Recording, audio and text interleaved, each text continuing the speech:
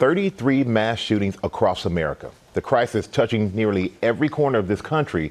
And our Chief Justice correspondent Pierre Thomas is in Washington with more. Good morning, Pierre. Michael, good morning. It feels like mass shootings are becoming as American as apple pie.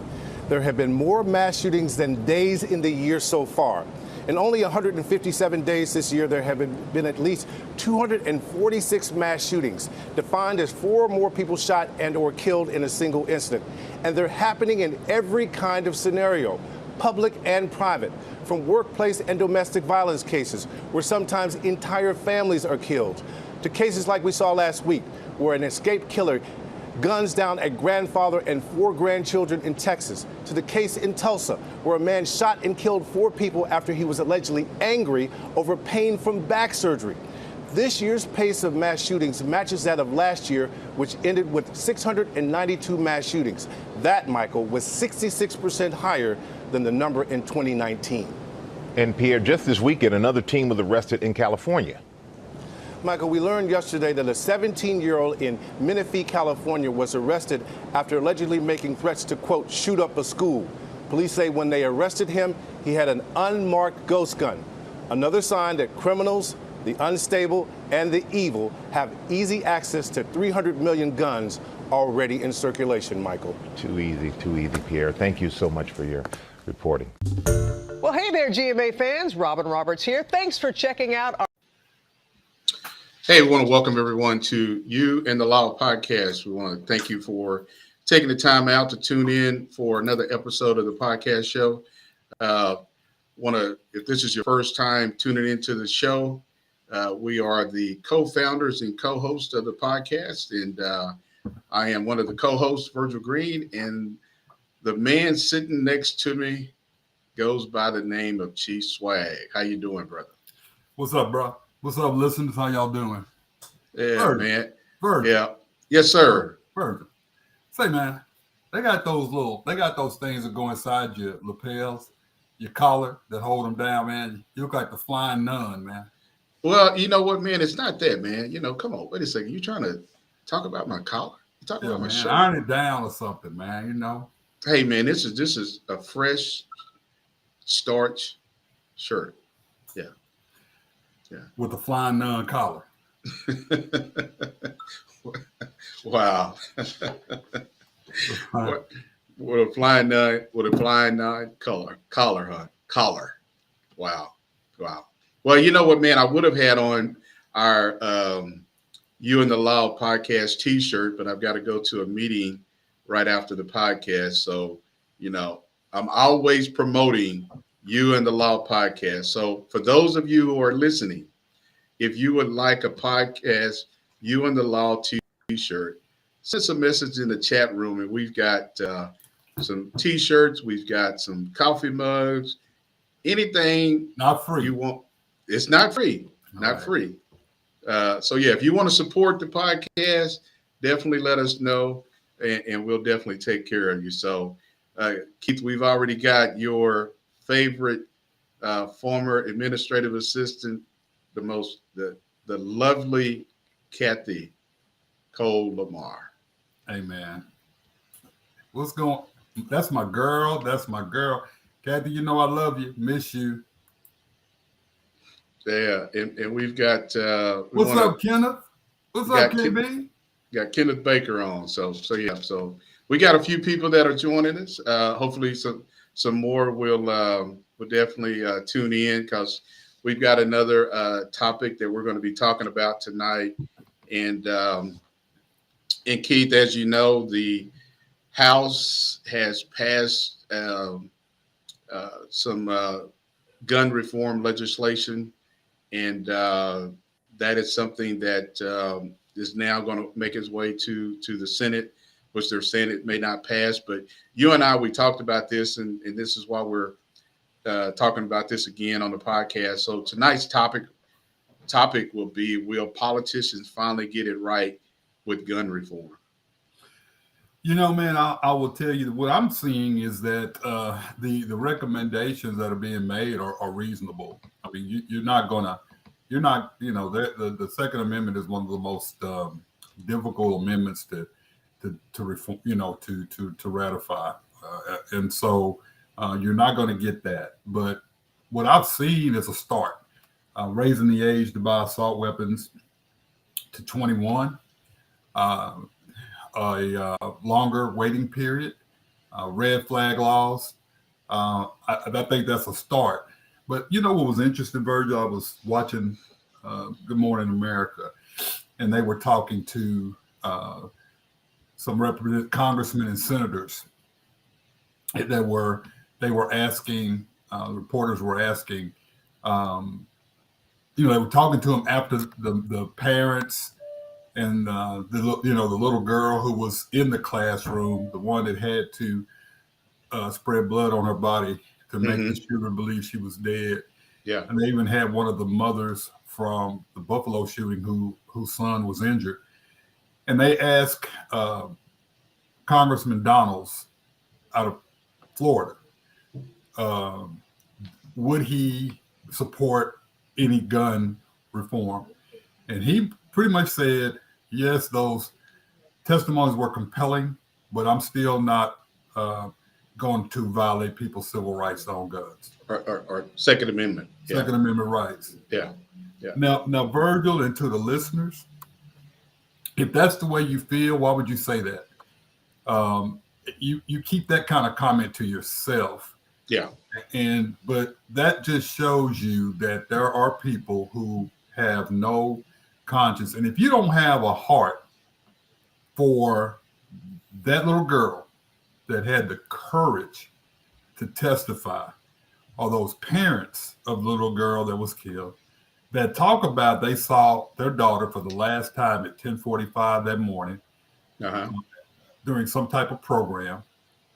If you don't have a passion for that doctor who testified that his life will never be the same, and those are things that he never, ever seen before. And you're talking about three things that aren't difficult to do, that can make changes. We all agree that if a person wants to get a gun, they can get a gun. But anything that you can do to minimize the chance of someone that has that type of heart from getting a gun, why would you not pass that? Yeah. Well, Keith, you mentioned how this politician mentioned something in reference to not having a heart. I watched another senator who sounded pretty angry because he said, I guess, to the Democrats, do you not feel that we have a heart? And it was real ironic that he said that, Keith, because if you have a heart, you would have done something decades ago. So to me, it is, you can make it seem like that you are empathetic, that you are trying to show some compassion, that you sympathize with people, and then to show this attitude that you are angry because how dare you say we don't have a heart?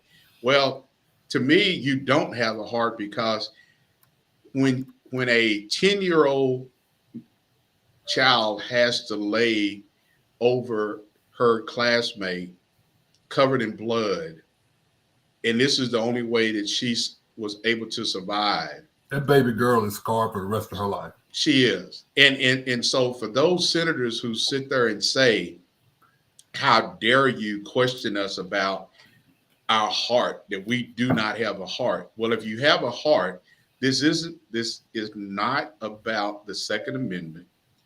This is about increasing gun reform laws that will hopefully someday prevent these type of mass shootings from happening.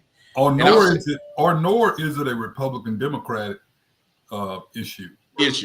Correct. And well, so, Virgil, let me say this, man. You brought up a good point. Is it about not having a heart, or is it about losing support and donations and votes? I think it's losing donations and losing support. Yeah, because Keith, as you see with the former president, who is turning against his own party for those individuals who voted to impeach him are not in line with his so-called policies. He is doing everything he can to make sure that other Republicans don't get reelected. So this is way too much about Republicans who don't agree with his platform. Exactly, don't agree with his platform, and he wants to support some other person who is way out in left field, like a Herschel Walker. I mean, come on, Keith, I got to say this: when you look at Herschel Walker talk, here is a man who probably should.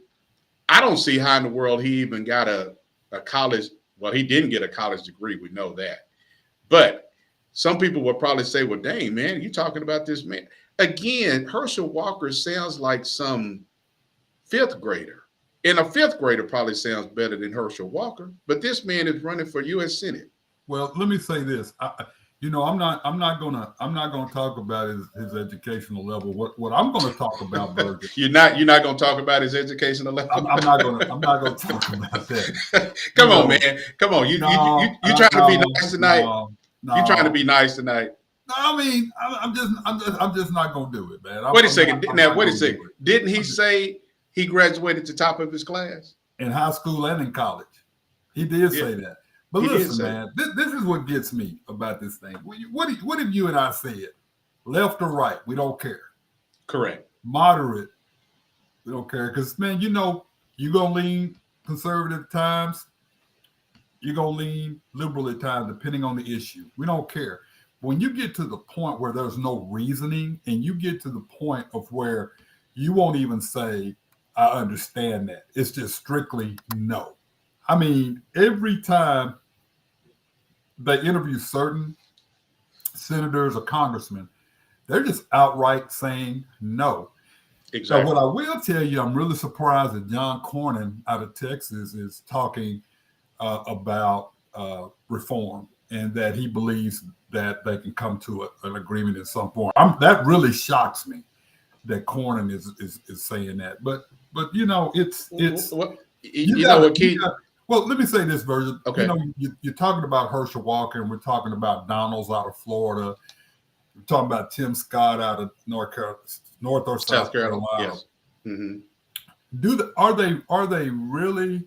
Because these are the guys that do they really know what they're for or against?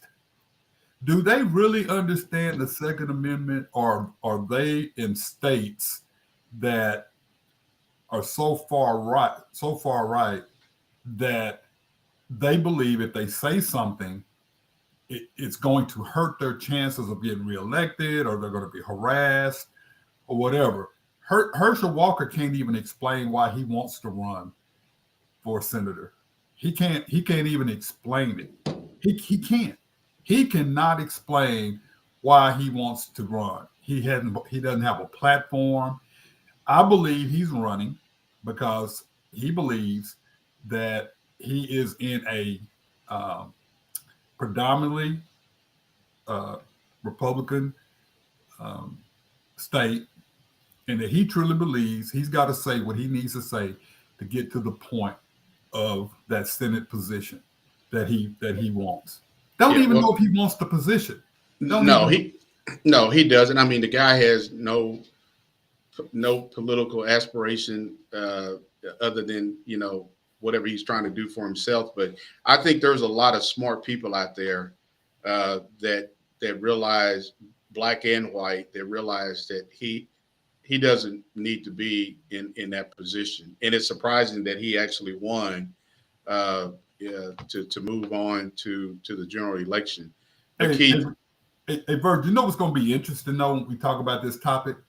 One of the Supreme Court justices was threatened. It's going to be interesting what happens now on the Hill when one of the Supreme Court justices was threatened. It's going to be interesting to see, and God forbid this. Is it going to take one of our legislators to lose a family member in order for them to understand because the first thing they say is, well, that person, that person, that gun didn't kill somebody. Well, he had a gun in his hand. Yeah. He had access to a gun. Now look here, man. We're two law enforcement executives. Okay, we understand the Second Amendment. We understand the rights of people to carry weapons. We understand that. You and I've never said that should be, and I haven't seen any legislation that reflects that. That says we want to take guns. Yeah, I'm telling you, man, this is an amendment that I believe that people utilize for their benefit to retain weapons or buy as many weapons as they want to. I've said this before and I'll say it again. What is the love of guns in America? Yeah. I'm talking about people who obtain them legally, and I'm talking about people and those who may not obtain them legally. Correct. What is the love for what's guns. The love for guns? Yeah. And Free Mike Gaines says, I believe that's his mother, isn't it? So that's that's his mother. Yeah. Thank you, Mom, for coming on. It says, do you feel that every mass shooter has mental health issues or is becoming an excuse? I think there's both. I think there's both. I don't think everybody who's involved that carries out a mass shooting has no. Hey, Miss Bree. Yeah. So Bree is the Free Mike game. Yeah. Yeah. Hey, Bree, thank you for joining us. Yeah. I think it goes both ways. Sorry about that, Bree. Yeah. Please forgive me. I think it goes both ways. Yeah. I think you do have individuals that are legitimately have some form of mental illness, and you have individuals who will claim that. Let's say this, Keith, and I think with the last, let's just look at the last two shootings. Buffalo, let's look at the last three. Well, the last three. Look at the last three. You had Buffalo, Uvalde, and what was before? Well, you had the one at the guy that just escaped prison that killed the entire family. Oh yeah. Well, that one. You have several that occurred in California. You've had numerous ones, 250 so far this year, but in the last 3 or 4 weeks, you've had some major ones. Yeah. So many that I can't even recall all of them. Yeah, I'm going to put that up. But what I was going to say in regards to mental health is that, in regards to the question that Bree asked, is that, do you feel that every mass shooting has mental health issues, or is this becoming an excuse? I think, for looking at the 18-year-old in Buffalo, Bree, and where he had in high school, I think Keith, he had some type of contact with some mental health professionals because of some threats that he had made. The 18-year-old in Uvalde, Texas, there isn't any history of any kind of mental health. No, that's not true. Okay, well, so he may have had some mental health. Yeah, he had some signs of mental illness. Okay. And I think one of this, I talked with a good friend of ours who is a mental health clinician, and and I think for individuals, a lot of people suffer from mental health illness, and her point was we should not lump all of those people into the same basket. Absolutely. Because people that have mental health illness don't go out and get guns and go shoot people. Well, Virgil, I'm gonna tell you this, man. I suffer from mental illness, and so I say that because I want to reach out to those listeners who may suffer themselves and may not feel comfortable or feel that there's help out there. And there is. I mean, that's another topic we can for the future. But I will tell you this, man. when you have a high level of mental illness, schizophrenia, and you have that I don't give a damn attitude. You refuse to take medication. You refuse to go and seek help. You refuse, and then you go out and do something like that. I think that's an excuse in some form. Not all cases. Yeah. But I think that you have a lot of these individuals that are looking to make themselves famous. They want to go down in history of being someone who carried out one of the most horrific acts in the world. Let's look at Columbine. Those guys, that's pretty much what they wanted. They wanted to be, in their minds, martyrs where it will always be remembered. Well, yeah.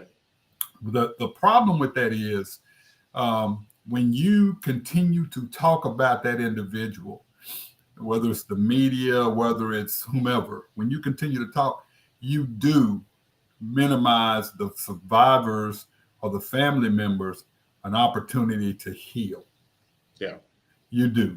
And so we need to stop giving those individuals any attention. We need to start realizing that we got a problem in this nation, man, with these guns. We got a problem with guns. We got a problem with guns. And as you can see, Keith, on the ticker at the bottom of the screen, everybody can see it, that there have been over 250 mass shootings so far in 2022. Virgil, there have been more mass shootings in days. Yeah. In a year. We're coming up on it. Yeah. So, Keith, I want to remind everybody that you are watching You and the Law podcast. Tonight's topic is, will politicians finally get it right with gun reform? Want to thank everybody for tuning in and listening to us on our social media platforms, whether you're on You and the Law Facebook page, or you're on my personal Facebook page, or you're listening on LinkedIn. We definitely want to thank you for tuning in. If you miss any parts of this podcast, you can check us out on our Anchor. You can check us out on Spotify, Apple Podcasts. Our podcast shows are there. So go and subscribe to the podcast show, and definitely want to encourage you to chat with us about this topic that we're talking about tonight, which is will politicians finally get it right with gun reform, Keith? And Keith, just in the month of May, there were over 33 mass shootings. I mean, that's more days in the month of May that we had 33 mass shootings in May. That's crazy. And listen, just 2 or 3. I think just last week in our last show, they were at 200. They were right at high 190s or low 200s, and now look 250. But let me ask you this: Are we wrong, or are those who have the same mindset that you and I have? Are we wrong? I mean, I just want to know why. Are we wrong for what, talking about it, or? No. Are we wrong for believing there needs to be reform? I mean, are we evil for saying that we want reform? I mean, are we? I mean, man, why is it that there's, when you talk about gun reform, there are people that literally begin to hate you? Oh yeah. We talked about, and I mentioned this last week, and Kathy remembers this. When you and I went to DC, man, we were getting death threats. We were getting we told that we didn't belong in this profession. Absolutely, we were told that we didn't represent. We were insensitive, racially insensitive, taunted. We were our supervisors were at that time. My boss in Norman at that time was a coward, and he basically was more worried about his job than checking on to see how I was doing. He knew why we were going to D.C. We were going to D.C. to talk about gun reform and the matter of red flag laws and the matter of extended waiting periods and things like that. And Keith, I don't want to interrupt you, but how long ago was that? That was in what year? That was in 2014 or 15. Now, the same thing that we were talking about in 2014, which was 2 years prior to Sandy Hook, in 2022, we're still talking about those same type of reforms. But what do you think about, I think your boss at the time basically didn't support you.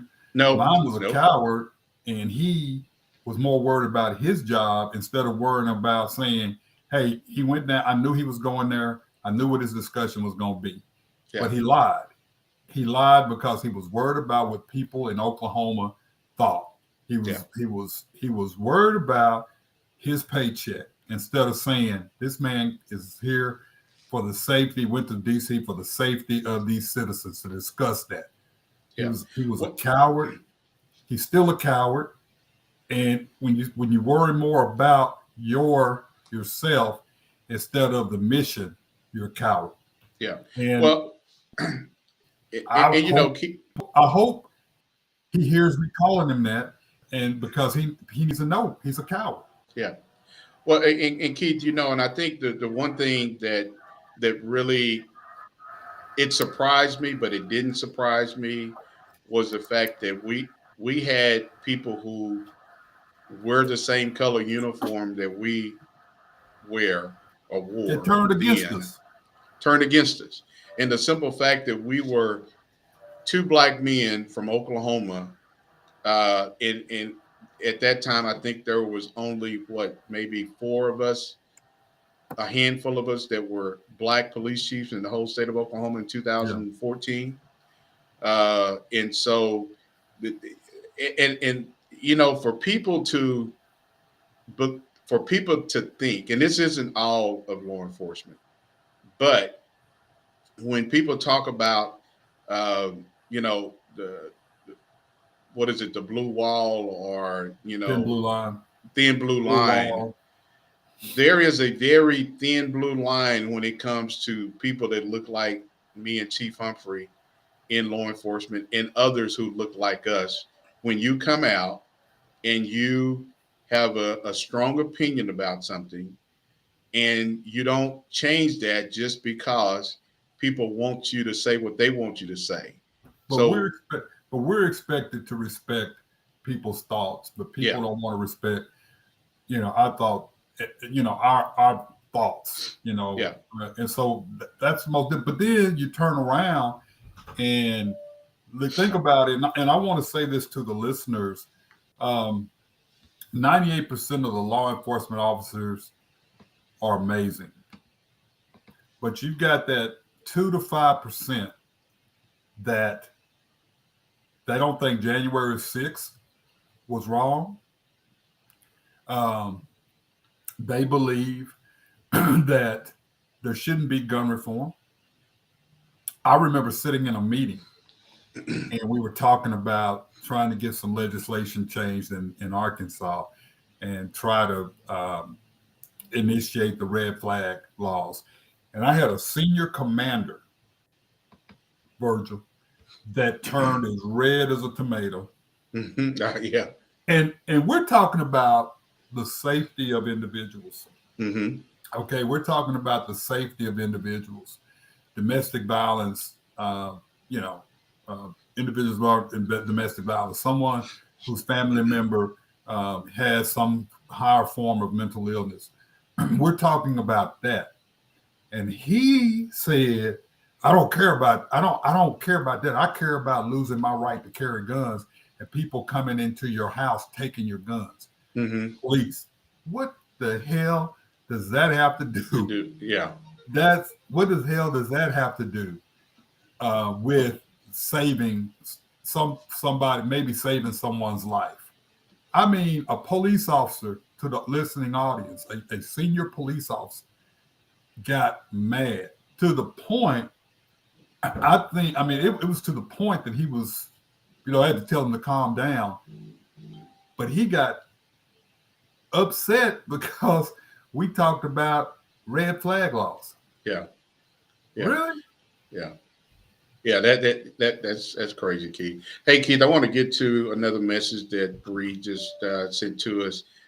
Do you feel that Oklahoma has proper protection in place at schools for mass shootings?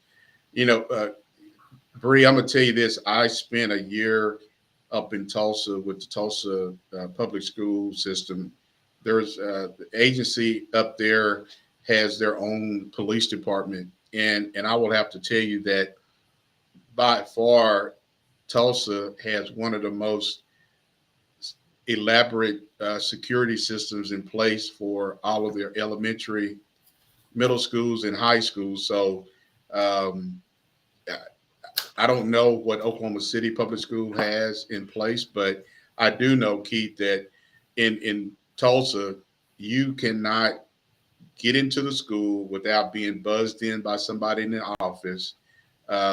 You can, even if you leave a door propped open, there's an alarm that will go off. And one of the things that Tulsa has is the dispatchers are able to, from the command center, able to lock certain doors, override the system to prevent people from getting in and getting out. So I think Oklahoma, the Tulsa Public Schools Board has invested a lot of money into making sure that those schools are safe in Tulsa.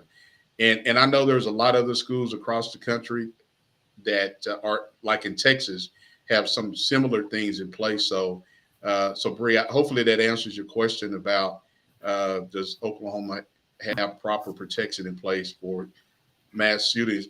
But also there are officers that are in those schools, school resource officers. One of them is an officer who's a good friend who listens to the podcast show, Jason Starr. So there's a lot, and they're trained pretty well, Keith, as good school resource officers.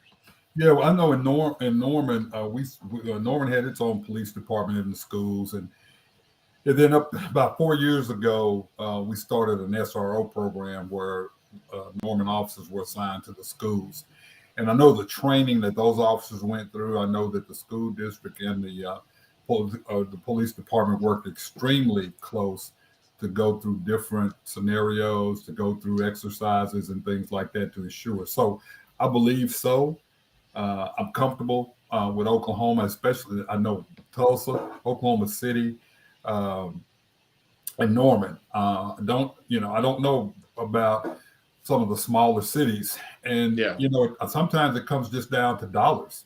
Yeah. Can a small department, say a department of 10 officers, can a department with maybe has 5 to 10 officers, can they spare an officer to go full time in the schools? Can they afford to put an officer full time in the schools? I mean, those are the questions a lot of time. But there are grants out there, so. Yeah. But I do believe it's safe. I know in Little Rock, probably have one of the top school resource programs from middle school up to high school. I would have liked this in addition to their school security, so they work in a tandem.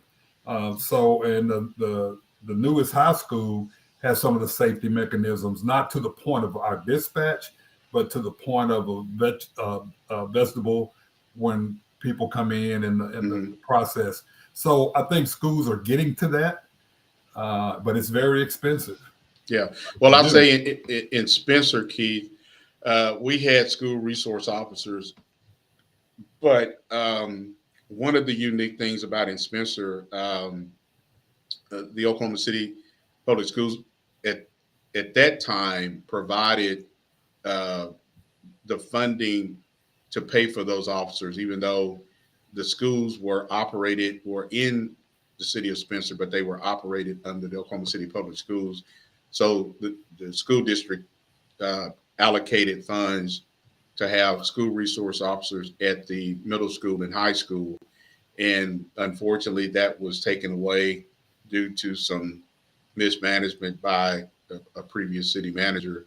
And I did everything I could to make sure to keep that intact, but ultimately it got turned over to the Oklahoma County Sheriff's Office. Right. So Bree has another question. She says in Edmond they have one officer for 5 schools, so that is a concern to her. And she says thank you for clearing that up. So thank you, Bree. Interesting. That's interesting about Edmond. That is, because Edmond is pretty progressive and aggressive when it comes to public safety. It is. Yeah. It is. So Keith, I want to share another video clip with you and our listeners on some things that's going on with gun reform. So everybody, we'll be right back after we listen to this news clip. Has passed new gun legislation called the Protecting Our Kids Act. All of it in response to the recent mass shootings in Buffalo, New York and Uvalde, Texas. Yeah, the bill now heads to the Senate where it's not likely to pass. The bill includes a ban on large capacity magazines and closes a loophole on selling bump stocks, which is an attachment that helps a gun shoot rounds more quickly. The bill also raises the age limit to buy a semi-automatic rifle from 18 to 21 and requires the safe storage of firearms. Meanwhile, the Senate is discussing a gun reform bill of its own this week. Senators have been hearing testimony from survivors of those recent mass shootings, including an 11-year-old, Mia Cerrillo. The little girl says that she played dead to survive the shooting at Robb Elementary School. Shot my teacher and told my teacher goodnight and shot her in the head.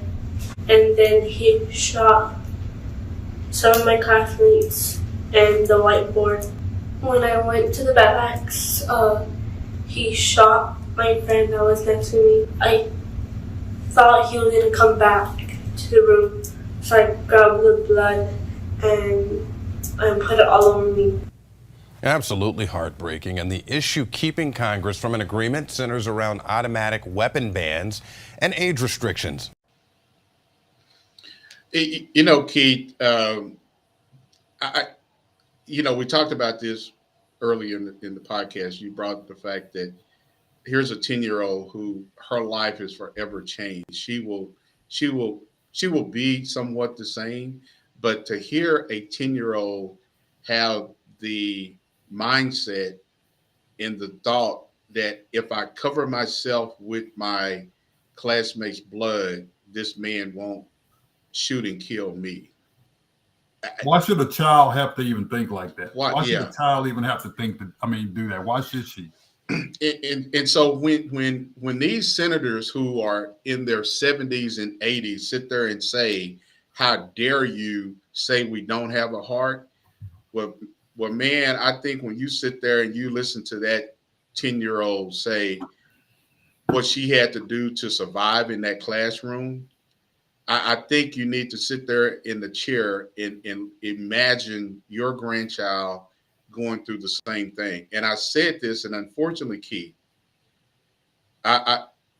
unfortunately, this has not happened to anybody in a higher position that's in a position of legislative policy making.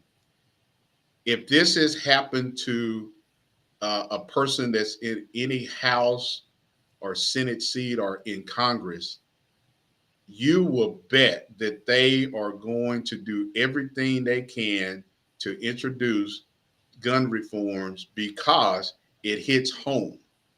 It has not hit home with these guys. They're sitting there saying, well, we're sorry for you. Our thoughts and prayers are with you. We got past thoughts and prayers in 2012 with Sandy Hook. We got past the thoughts and prayers with Columbine. So, Keith, I think when these old guys sit up there and say, and I'm going to say old guys, that because they are out of touch with reality, they are more in touch with the NRA, more in touch with making sure that they get reelected, and they're almost 80 years old when it's time for them to get out and let some new young people get in. I just can't see how you can sit there and say you do have a heart. That's hard for me to believe, man. Hey, man, you better quit calling people old, man.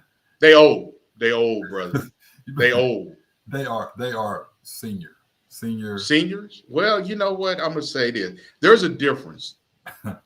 There's a difference. A senior has the wisdom, the knowledge, the empathy to do the right thing. When you're old, like these old legislators, man, these guys only worried about the money. You know, because guess when they leave office, Keith, when Lindsey Graham, all these other guys, Ted Cruz, when they leave office, they have got a pension coming in. They're not going to think back about these kids in Uvalde, Texas in 2022. Now, see, I'm upset with you, man, because were you referring to Grandpa Monster? Grandpa Monster, Cruz. Cruz. Well, you know what, man? It is really surprising that Cruz has been in the shadows, and this took place in his Texas. Now, I will say this, Keith. I don't know if you saw the Matthew McConaughey. I believe that's it. I did. So he gets up and he is very passionate because I didn't know this, Keith, that he was from Uvalde, Texas. I didn't know Born and raised. Now, that is one person that Ted Cruz has not said a single word about, because Matthew McConaughey could run for governor of Texas and beat Greg Abbott. But he is not going to go up against Matthew McConaughey. Everybody else, Ted Cruz has a very slick mouth with, but he will not touch that dude right there. So Ted Cruz is behind a wall somewhere, but it's amazing that this happened in your state and you are not out in front of it. Virgil, back up. I mean, what do you expect from somebody who allows somebody to talk about his wife and kids, and talk about his wife and kids, and then he defends that person? Come on, man. I mean, man, you know what, man? Now, Virgil. Now, come on, man. I mean, he let a dude who goes to the golf course wearing bloomer shorts on talk about his wife. He talked about his wife and his kids, man, and I'm like, man, and then then he supports him and stuff. So, man, don't talk about Ted Cruz, man. Don't talk about Ted Cruz. Don't talk. Well, man. Don't talk about Grandpa Monster, man. Yeah. So, man, let's get back on our topic, which we're talking about. Will the politicians finally get it right with gun reform? And after the last video, Keith, you saw where they are stuck on several very minor things. And those minor things, you have to wonder, when you listen to the family from Buffalo, New York, you listen to the parents and the kids from Uvalde and these other mass shootings, but you are the ones that are setting these policies. Now, Keith, one thing that I do question, they want to raise the age limit to 21. And my question is that even an age that a person should be able to have access to an assault weapon? Because I feel more comfortable with the age of 21, but Well, so let me ask you this: what's the difference? Would there be a difference if you said a person at the age of 25? I think so. I think you give people 3 more years to mature. Because Keith, you can't even, and this is the thing. You can't be a police officer unless you're 21. You can't be a police officer till you're 21. But man, you can't even go. A 21-year-old can't even go and rent a car. Now we're talking about a car. They can't. But we're talking about. You say what? You're absolutely right. They can't. But so why can't just set it at 25? I mean, what's the difference? So we got a comment from Bree again. She says, You know why what? do you That's a feel good question. She said, why do you feel that they always use the age of 21 of maturity enough for drinking, smoking, guns, etc., but not look at that as a proper age for charging people with crimes? It's a good question, Bree. Yeah, and I don't know that. I don't know what's significant about the age of 21. We're gonna do some research on Well, what the history of that. and that's why I asked the question. Everybody wants to say 21. I don't think a 21-year-old is mature enough, responsible enough to go and purchase an assault weapon. Because guess what? When a 21-year-old goes and purchases this assault weapon and goes and commit a mass shooting, now people are going to say, well, see, it has nothing to do with the age of a person because we raised it from 18 to 21. So my question is, why not raise that age to 25? Now, I'm going to say this, Keith, and I think, I said this on our Facebook post. You have other countries such as Canada, Australia, Switzerland. These countries had issues with their gun violence, but they took measures to reduce access to certain weapons, and their gun violence has decreased. So my question to you, why is it that the United States cannot follow other countries' lead, but they want other countries to follow the United States lead? Because if you did that, then that would make the Constitution and the amendments, that would make them make a moot point.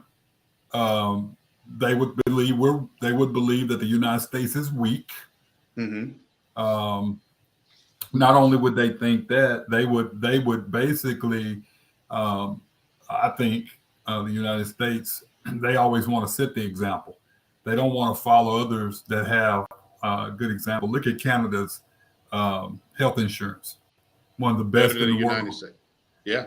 I mean, so is it about copying somebody? Is it about following somebody, or is it about common sense? But you can't put these type of laws into place, such as Canada and those other countries, when you continue to pass laws to make constitutional carry where you don't have to go through any type of training. You can carry a gun openly. You can carry a gun anywhere with the exception of a few places. What do you expect? That's more guns on the street. That's more guns in people's hands. That's more guns that's going to be displayed when someone has a conflict resolution issue.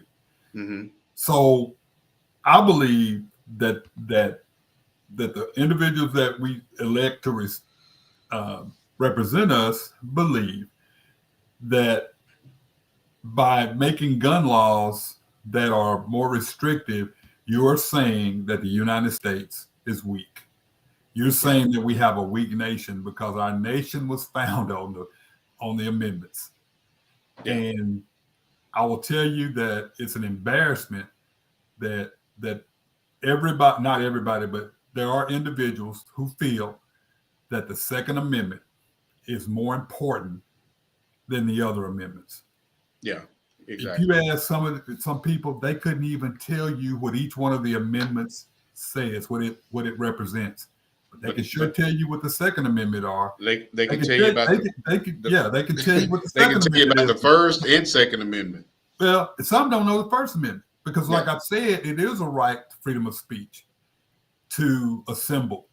But there doesn't say anything, and I said this before, it doesn't say anything, okay, about being able to yell fire in a crowded theater, being able to insult people and be disrespectful. It doesn't say anything about like that.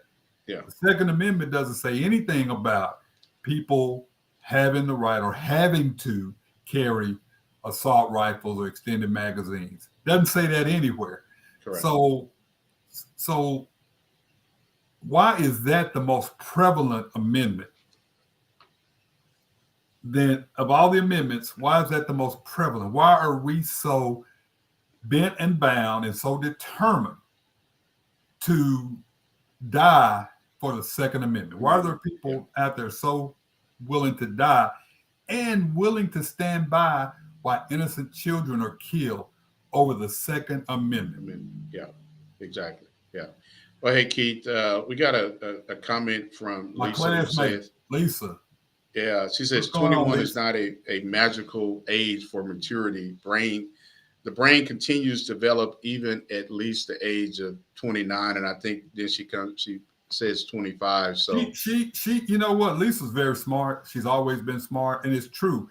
What makes 21 the magic number? What makes 25? You know, what is the right number? What is the right number? I don't think we'll all agree, but she does make sense. Yeah. And we know that women mature faster than men. So let me ask you, when was the last time? What has there been a woman to commit a crime of mass shooting? I'm sure there has been, but not to the point of the notoriety I think with all of the mass shootings that have happened, and I'm gonna say in the last decade, none of them have been at the hands of a woman. That have gotten a lot of attention. I'm sure there's been some, because the definition of mass shootings is not necessarily that someone has to be killed. It's the shooting and injury of 4 or more people. Yeah, and I don't think everything that I've looked into that there have been any women that were involved in mass shootings. So that's something else to look into as to the ratio of men and women when it comes to mass shootings, because the majority of the mass shootings have been been white males between the age of 18 to 25, I believe.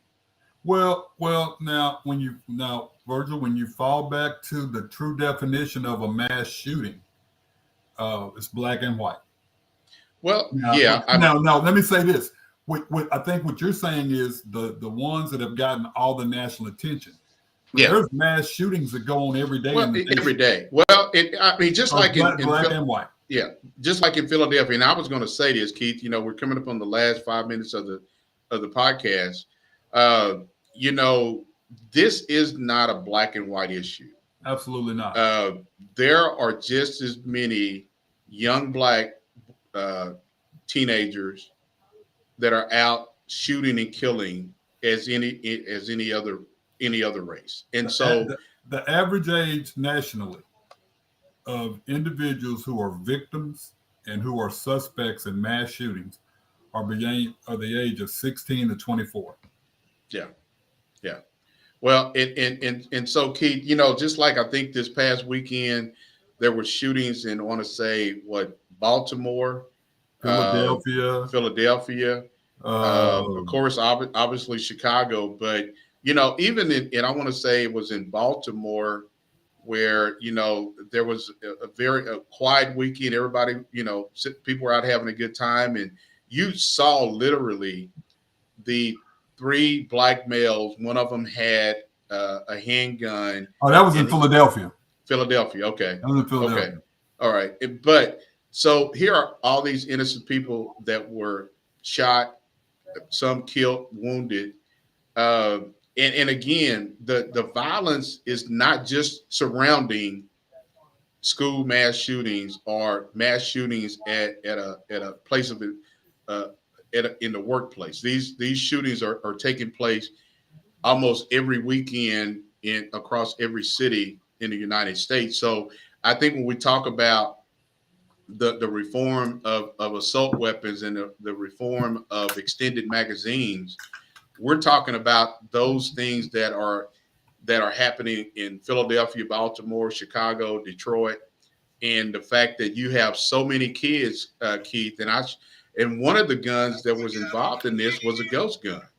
And so we have you asked what was the love of guns. You have a lot of young teenagers of all races who are fascinated with having weapons, and they are using those weapons against innocent people. Well, I will tell you, there is some good news on the horizon with ATF. They are getting ready to put more restrictions on ghost guns. And that would be so good.